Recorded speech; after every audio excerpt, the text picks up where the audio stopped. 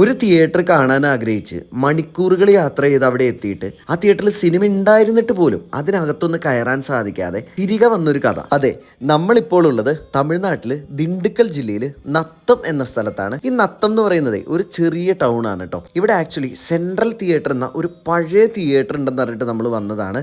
Cinema chart ചെയ്തിട്ടുണ്ടെങ്കിലും 4 show ഉണ്ടെന്ന് എഴുതി വെച്ചിട്ടുണ്ടെങ്കിലും തിയേറ്ററിന്റെ മാനേജ്മെന്റ് സൈഡിൽ നിന്ന് ആരും ഷോ ടൈമിൽ എത്തിയില്ല.